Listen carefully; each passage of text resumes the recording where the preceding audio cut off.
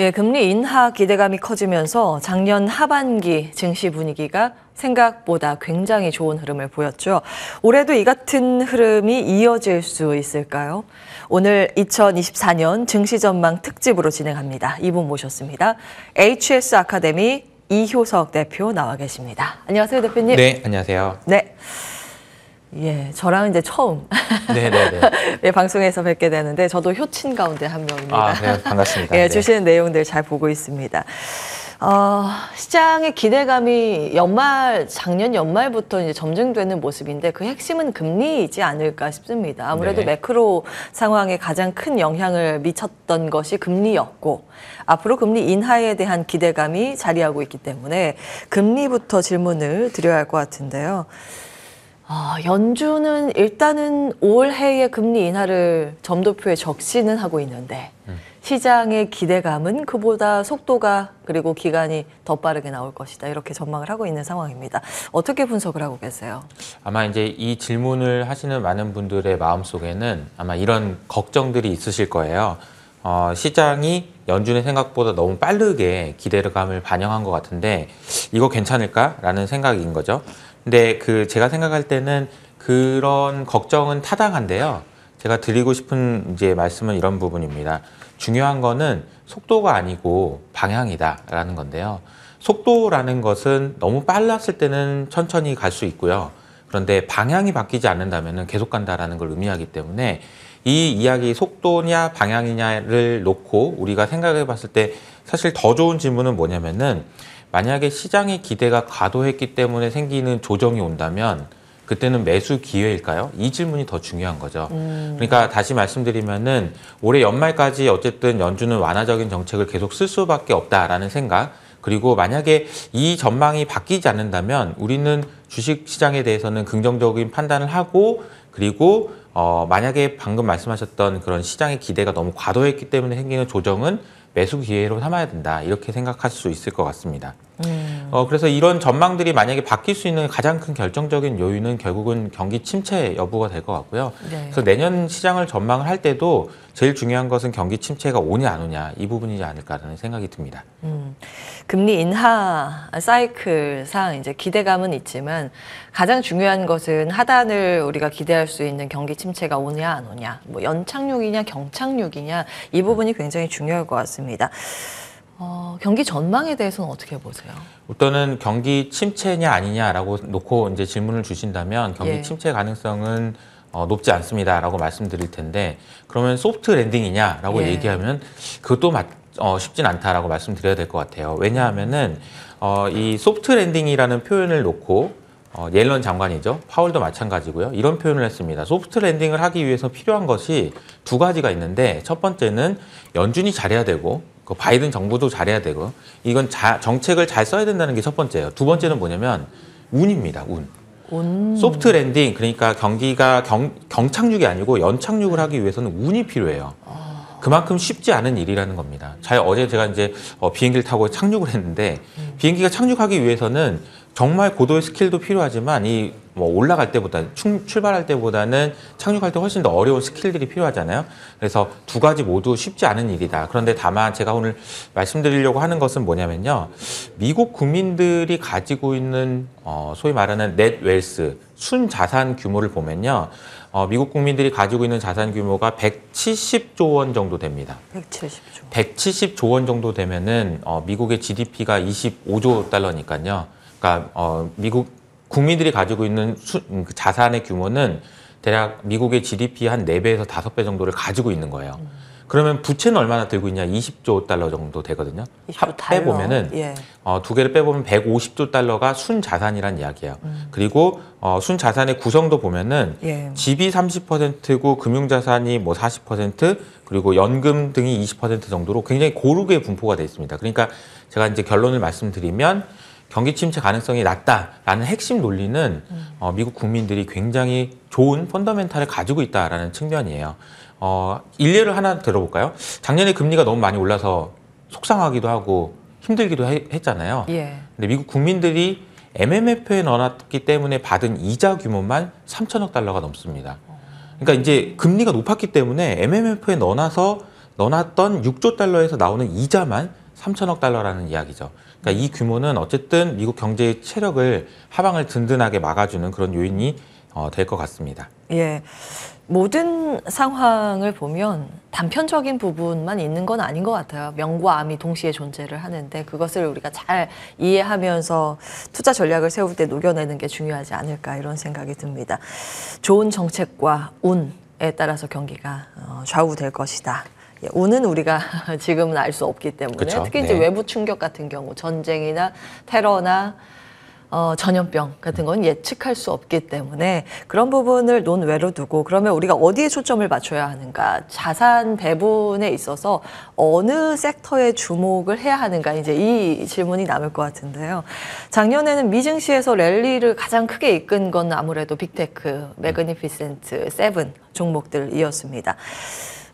올 한 해에는 어디가 좀 더 유리할 거라고 보세요? 올해도 역시 M7이라고 필두로 하는 빅테크들의 강세가 이어질 가능성이 높다라고 생각하고요. 제가 주말 동안에 봤던 뉴스 중에 상당히 인상적인 게 있었어요. 그러니까 소위 VC들이라고 하죠. 그러니까 스타트업이라든지 테크 회사들, 작은 회사들의 투자한 규모가 VC보다 빅테크가 더 많이 투자했다라는 이야기가 나오거든요. 그 말은 무슨 얘기냐면요. 우리가 안 좋은 부분들을 보면은 금리가 높았기 때문에 많은 기업들이 힘들어한다. 그리고 VC는 투자가 멈추면서 많은 스타트업이 망한다. 위워크도 망했다더라. 이런 이야기를 들을 수 있는데 반대로 보면은 앞서 말씀드린 대로 미국 국민들이 가지고 있는 순자산의 규모가 굉장히 크다라는 점. 그리고 빅테크들이 투자에 나섰다는 점이 굉장히 좀 중요한 포인트가 아닌가 싶습니다. 작년 한 해 동안에 누가 뭐라고 해도 가장 큰 1등 기업이었던 모든 투자자들의 관심을 받았던 주식은 엔비디아였잖아요. 네, 엔비디아가 올해는 그럼 주도주의 역할을 못할 것이냐? 저는 그렇게 생각하진 않는데요. 우리가 투자의 관점에서 수익률을 극대화하기 위해서 필요한 질문은 그럼 엔비디아가 그렇게 작년에 돈을 많이 벌었는데 그 돈을 많이 번 엔비디아는 그 돈을 어디다 쓸까입니다. 그러니까 즉 다시 말하면 엔비디아는 이 GPU를 팔아서 번 돈으로 어디에 투자할까라는 질문인 거죠. 그래서 관심 있게 보셔야 되는 부분은 이런 부분인 것 같아요. JP모건 헬스케어 행사가 다음 주에 있습니다. 근데 이 행사의 첫 번째 세션에서 발표하는 기업이 의외로 엔비디아입니다. 엔비디아가 GPU, AI 기술을 기반으로 해서 바이오에 어떤 식으로 투자할 것인지에 대한 힌트를 줄 거라고 생각을 하기 때문에 저는 이 AI라는 것이 앞으로 향후에 계속 확산될 거라고 생각을 하고 있습니다. 엔비디아가 과거에 바이오, 헬스케어, 의료 AI 관련 기업에 투자한 바 있었죠. 네, 리커전이라고 하죠. AI 그 신약 개발 회사에 투자한 바 있습니다. 지금 AI라는 것이 거의 전 영역에 걸쳐서 도입이 되고 있고 도입이 될 거라고 전망이 되고 있습니다. 역대급 열풍을 맞이했었던 2023년이었는데 올해도 어김없이 AI가 시장의 중심, 핵심이 될 것이다. 뭐 이런 관점으로 보고 계십니다. AI 외에는 뭐 다른 쪽은 어떤 거 보고 계세요? 자, 그러니까 AI에 대한 생각을 이렇게 정리하시면 될 것 같아요. 작년 한 해 동안에 시장의 주목을 받았던 것은 그냥 AI가 아니고요. 정확하게 표현하자면은 AI가 가능하도록 만들어주는 기업들이었습니다. 그래서 이것을 우리가 인에이블러라고 표현을 하긴 합니다. 그러니까 AI 인에이블러라는 거죠. 대표적인 케이스가 이제 엔비디아일 거고 우리나라 하이닉스의 HBM이 주목받았던 이유도 그 부분이에요. AI를 가려고 하는데 반도체가 부족하다라는 것이 이제 포인트였던 거죠. 또 올해는요, 올해 CES에 대한 전망을 보는 그런 자료들을 보니까요, AI라는 단어가 빠져 있는 장표가 없을 정도예요. 모든 부문에 그냥 AI는 깔려 있는 겁니다. 그러면 이제는 우리가 관심을 뭘로 가져야 되냐? AI가 가능하도록 만드는 것이 아니고 AI 통해서 무엇인가 할 수 있는 기업들에 초점을 맞춰줘야 된다는 거죠.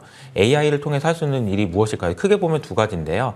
첫 번째로는 AI를 통해서 매출을 올릴 수 있는 기업입니다. 그러니까 서비스를 만들어가지고 마이크로소프트처럼 직접적인 매출을 일으킬 수 있는 기업들이 주목받을 수 있을 가능성이 크고요. 두 번째로는 AI를 통해서 비용 절감 효과를 볼 수 있는 기업들이에요. 그래서 노동의 유연성이 강한 나라일수록 오히려 이제 AI를 통해서 더 많은 비용 절감을 할 수 있다는 측면에서 보면 이 또한 이제 미국이 우리나라보다 훨씬 유리하다는 측면도 생각할 수 있을 것 같고요.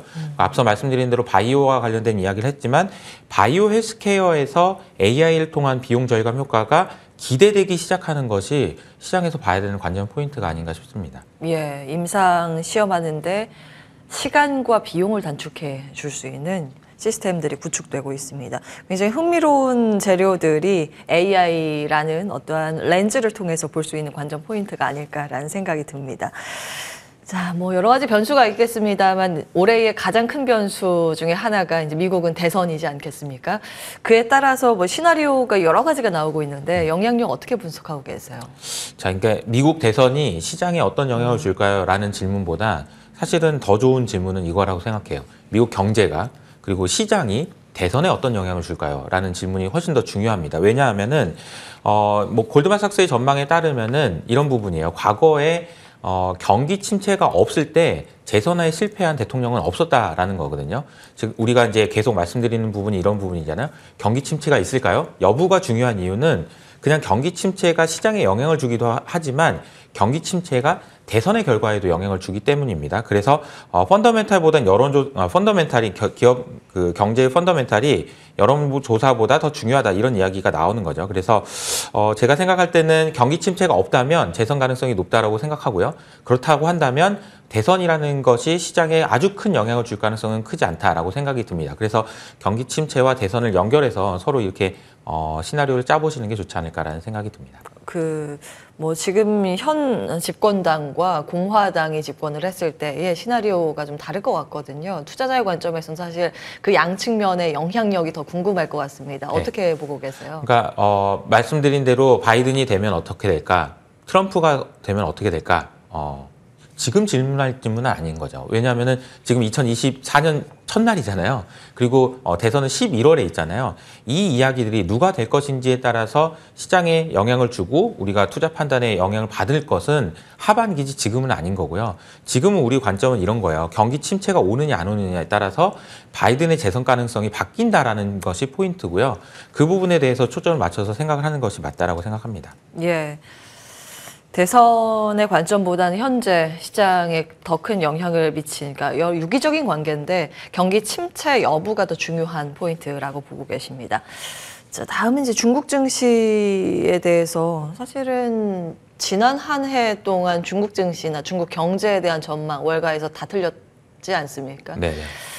봐야 하는 이제 매크로 관점에서 변수들은 중국은 굉장히 더 복잡하기 때문이기도 할 것 같은데 어떤 관점으로 봐야 될까요? 일단 뭐 중국의 작년 성장률을 보면은 어쨌든 많이 틀렸다라고 이제 말씀하셨지만 실제로 그렇죠. 작년 말에는 중국이 리오픈을 한다더라. 이제 보복적 소비가 있을 거고 중국 경제가 드디어 회복할 거기 때문에 중국에 투자해야 된다라는 투자 의견들이 굉장히 많았고 실제로 월가에서 보면은 숏 포지션이 굉장히 많았다가 이게 이제 그 빅롱으로 그러니까 중국에서 사자라는 쪽으로 확 쏠렸었죠. 그런데 실제로 보니까 중국 경제는 굉장히 안 좋았고 주가도 많이 빠지는 모습을 보였고 결과적으로는 롱 포지션으로 갔던 포지션들이 다 풀리는 그런 현상들이 나타났었습니다. 근데 저는 올해도 마찬가지라고 생각하고요. 작년에 틀렸기 때문에 올해는 뭐 중국 증시가 좋을 수 있다라는 생각도 할 수 있지만 이게 지속 가능하냐라고 보면은 그렇진 않다라고 생각하기 때문에 중국보다는 미국 증시가 훨씬 더 좋은 흐름을 보일 가능성이 높다라고 생각을 하고요. 다만 한 가지 포인트는 작년에 워낙 안 좋았기 때문에 리커버리가 나올 수 있다라는 포인트는 잡으셔야 될 것 같아요. 많은 분들이 걱정하시는 게 이거죠. 2월 달에 있을 홍콩의 지수에 따라서 ELS 물량 엄청나게 많다라는 생각을 하고 있고 그 부분은 시장에 어느 정도 많이 반영돼 있다라고 보는 게 맞는 것 같습니다. 그래서 숏 관점에서 중국 주식에 대한 숏 관점으로 보기보다는 뭐 트레이딩 관점으로 잠깐의 업사이드를 즐길 수 있는 트레이딩 관점에서 생각하는 것이 좋지 않을까라는 생각이 듭니다. 예. 섹터로 봤을 때, 업종으로 봤을 때 리서치 센터장에게 저희가 이제 설문을 돌려서 여쭤봤는데 가장 이제 긍정적인 업종, 뭐 이견이 없는 쪽이 반도체입니다. 여기에 대해서는 의견을 어떻게 주실 수 있을까요? 그 반도체 섹터에 대해서 작년 한 해 동안 우리 투자자분들이 이제 이야기했던 많은 고민들은 한마디로 표현하면 아니 삼성전자랑 하이닉스가 막 적자나고 실적이 펀더멘탈이 그렇게 안 좋다는데 주가는 왜 올라요였거든요. 근데 아마 이제 올해 하반기부터는 이런 반대의 이야기가 나올 수 있을 것 같아요. 다시 말하면은 기업의 펀더멘털이 이렇게 좋고 이익이 왜 이렇게 잘 나는데 주가가 별로 재미가 없어요 라는 이야기일 것 같습니다. 연말로 갈수록 그런 분위기가 커질 수 있다는 생각은 하셔야 될 것 같고요. 그러니까 작년 같은 경우에는 회복에 대한 기대감으로 올랐다면 올해 뭐 상반기까지는 실제로 펀더멘탈도 좋고 주가도 좋은 흐름이 이어질 거라고 생각하고요. 이제 하반기부터는 내년을 또 이제 전망하고 내년에 대한 생각을 반영해야 될 텐데 업사이클이 진행된 지 지금 1년이 넘었고 올해 말이 되면 이제 2년이 되고 내년이 되면 이제 3년 차가 될 텐데 이렇게 되면 또 다시 다운사이클에 대한 고민을 하반기부터는 하게 될 가능성이 높아요. 그래서 반도체에 대해서는 상반기에 집중적으로 투자하시고 하반기 때는 조심조심 하시는 게 좋지 않을까라는 생각을 말씀드리고 싶습니다. 예. 그리고 그동안 꾸준히 비트코인에 긍정적인 의견을 주고 계신데 지금도 투자하는 게 늦지 않은 것인가라는 고민 많은 분들 하고 계십니다. 네. 답변 어떻게 주시겠습니까? 비트코인은 2023년에 최고의 자산이었어요. 그런데 비트코인이 최고의 자산이었다라고 얘기하시는 전문가 분들조차 별로 없죠. 실제로 수익률을 보면은 나스닥이 55%나 상승했습니다. 엄청난 상승률이죠. 근데 비트코인은 154% 상승했습니다. 그리고 나스닥이 2011년부터 연평균 수익률을 보면은 나스닥이 18%였어요. 어마어마한 상승률이죠. 근데 비트코인은 148%입니다. 그러니까 이게 이미 상승률뿐만 아니라 변동성이라는 측면에서 봐도 2023년에 누가 뭐래도 최고의 자산은 비트코인이었던 거고요. 그 이유는 물론 그 전해에 많이 빠졌기 때문이기도 합니다만 우리가 시장에서 생각하는 비트코인에 대한 인식이 좀 왜곡되어 있는 것 아닌가라는 생각을 저는 좀 하고 있는데요. 제가 얼마 전에 그 텔레그램 채널에서 비트코인과 관련돼서 설문조사를 한 게 있습니다. 2024년, 그러니까 올해죠. 올해 최고의 성과를 낸 자산이 어떤 자산일 것 같아요? 라는 질문에 대해서 주식이 1등을 차지했는데요. 48%로 1등을 차지했는데요. 비트코인이 27%로 2등을 차지했습니다. 그러니까 비트코인이 가장 좋은 자산이 될 것 같다라는 게 2등이었는데 놀랍게도 60%는 비트코인이 하나도 없다라고 응답을 한 거죠. 그러니까 비트코인이 좋을 것 같지만 비트코인은 없다라는 생각인 거고 이 부분이 아마 연말로 갈수록 비트코인을 보유하시는 분들의 비중이 늘어날 거라고 저는 생각을 하고 있습니다. 제가 오늘 비트코인에 대해서 말씀드린 거에서 가장 중요한 건요. 지금 사셔서 언제 파세요가 아니고요. 여러분들의 자산의 일부가 되어야 됩니다라는 포인트로 말씀드리고 싶습니다. 비트코인은 하나의 자산으로 인정받게 될 것이고요. 그것이 환불 ETF의 승인 여부 그리고 반감기 이벤트들이 굉장히 많지만 그것보다 중요한 것은 올 한 해는 비트코인이 하나의 자산의 일부로 편입될 가능성이 높다라고 생각을 합니다. 예. 비트코인에 대해서 어떤 시각으로 바라봐야 하는지 뷰까지 좀 챙겨주셨고요. 자, 시장으로 돌아가겠습니다. 한국 증시에 대해서 아직까지 PBR 기준으로 글로벌 증시 대비했을 때 저평가라고 일컬어집니다. 늘 그래왔죠. 코리안 디스카운트. 예. 그 부분이 지속되는데, 시장에 대해서는 어떤 관점으로 봐야 하는가? 여전히 이제 매력적인 구간이라고 볼 수 있는 것인가? 아니면 고질적인 이 디스카운트 문제가 발목을 잡게 되는가라는 고민도 들고, 전망이나 볼만한 섹터가 있는지에 대해서도 궁금증이 있습니다. 네, 제가 계속 말씀드리는 것이 반복일 수 있는데요. 반도체 섹터를 주목해서 보셔야 된다는 게 저도 이견이 없습니다. 그래서 상반기에는 반도체에 집중해서 보시는 게 좋을 것 같고요. 어제 한은 총재님이죠. 이창용 총재님께서 말씀하신 부분도 반도체의 회복은 기대가 되지만 여타 부분에서의 회복까지 기대하기는 좀 어려운 환경이다라는 것을 말씀을 하셨어요. 그것이 왜 그러냐면은 반도체 경기는 작년에 워낙 안 좋았기 때문에 회복되는 구간이 올해까지 계속 이어질 것 같은데 이 온기가 다른 산업으로 확산되기는 좀 어렵다라는 거죠. 그냥 쉽게 말씀드리는 거면 이런 겁니다. 반도체에서 이제 삼성전자, 하이닉스에서 성과급을 받은 분들이 올해 소비를 하는 거거든요. 그런데 작년 같은 경우에는 이익이 많이 나지 않았기 때문에 성과급도 없었을 거고 이 부분이 우리나라의 소비 경기에 부정적인 영향을 줄 수밖에 없습니다. 게다가 최근에 나오고 있는 PF 대출이라든지 여러 가지 문제들이 결국은 소비에는 안 좋은 영향을 줄 수밖에 없다라고 생각을 한다면 반도체를 제외한 나머지 섹터에서 긍정적인 시나리오를 기대하기는 좀 어렵다라고 보시는 게 맞는 것 같고요. 또 한 가지는 금리가 어쨌든 방향이 정해졌다. 속도는 차이가 있을 수 있지만 방향이 정해졌다라는 측면에서 보면은 금리 하락기에 수혜를 볼 수 있는 가장 좋은 섹터가 이제 바이오라고 보고 있기 때문에 바이오 헬스케어 섹터에서도 기회를 찾는 것이 좋겠다. 근데 이 부분에서의 포인트는 역시 AI의 도움을 받을 수 있는 기업인지 여부가 중요할 것 같고요. 그 부분을 꼼꼼하게 체크하시면서 투자를 하시면 좋지 않을까라는 생각입니다. 상반기는 반도체 회복은 기대되지만 온기 확산 여부에 대해서는 미지수일 가능성을 깔고 볼 만한 부분. 그리고 금리는 속도보다 방향에 주목을 하셨기 때문에 금리 인하 사이클 때 수혜 가능성이 높은 쪽에 이제 제약 바이오 헬스케어 섹터죠. 그 가운데 옥석 가리기를 한다면 인공지능의 도움을 받아서 비용 절감이 가능한 기업들 위주로 집중적으로 살펴보도록 하겠습니다.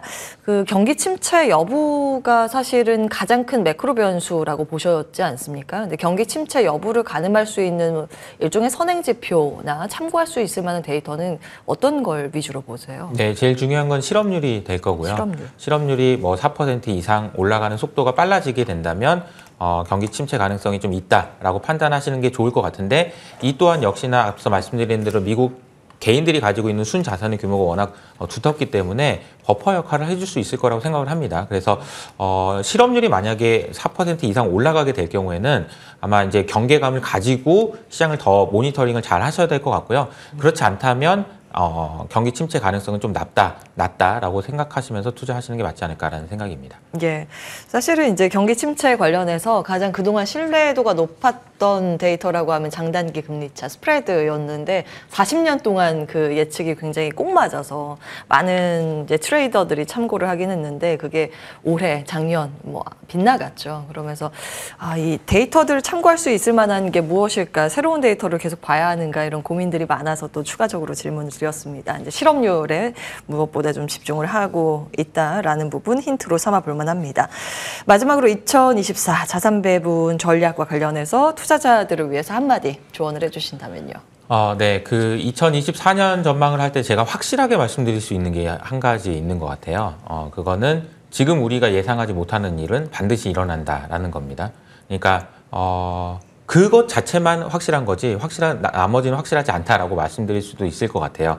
이 말씀을 드리는 이유는 시장에 대해서 전망하고 예상하고 투자하는 것은 좋은데 이렇게 돼야만 한다라는 것은 세상에 없다라는 겁니다. 이미 세상은 굉장히 많이 바뀌었고 빠르게 바뀌고 있습니다. 심지어 파월 의장도 매번 FOMC 회의가 있을 때마다 다음 회의 때 다시 얘기해 줄게라고 얘기하잖아요. 그러니까 그만큼 시장의 불확실성이 높은 상황이기 때문에 그냥 그 투자하고 나서 이렇게 반드시 돼야 된다라는 그런 태도보다는 좀 유연하게 생각을 갖고 투자하시는 게 좋지 않을까라는 생각이 듭니다.